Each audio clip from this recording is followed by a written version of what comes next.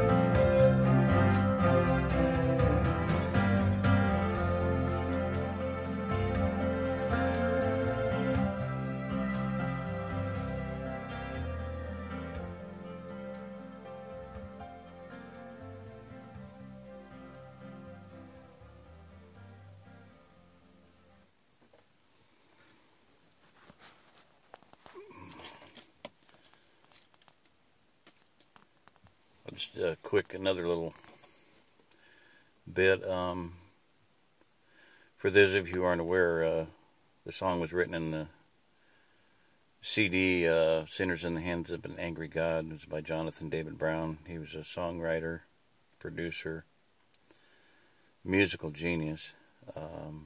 Heard a lot of stories about him at the memorial service. I kind of wanted to ask Rachel, his wife, just about. He used to call me Uncle Jerry, and I don't know if he meant that I was old enough to be his uncle, or he liked me enough that he considered me an uncle for his kids. So I don't know which it was, or if he called a lot of people uncle just because it was the way he was. So, but he produced songs, the first 5 albums for Petra way back when, and produced for Glenn Campbell, Twyla Paris, quite a few other Christian musicians.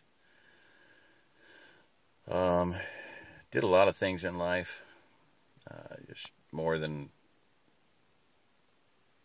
probably 100 other people. Theologian, songwriter, producer, like I said, stood for truth. Spent time in federal prison, called it his federal sabbatical. Contended for the truth of the scriptures and was condemned for that by the same people that condemned me, excommunicated me. We were both excommunicated. I had a very good friend, a couple we knew, that the husband found out that his wife had been committing adultery in their own house multiple times, and he was just stunned, just devastated, and he pulled over on the side of the highway, and he said, called me up and said, "You're the first person I thought of to call," and we talked for quite a while, and Jonathan was he was the first person I reached out to as far as just like, well, what would I do, he'd been through the same ringer with the same people. Songs for People, Norm Farnham. He prayed imprecatory prayers against them. And I was very leery for a long time about ever allowing my family to attend any of the meetings because I had a long file of the horrific things that happened to a lot of the people. But anyway, it's all water under the bridge now. But he encouraged me, and we talked, had 3 really good long phone calls, and anyway, he was a landmark man of God in a lot of ways, and I don't know what else to say. Right now I'm tired and just kind of rethinking things and going back. I didn't know till way after a couple days after the memorial service that he'd passed away on my birthday, September 27th, 2016.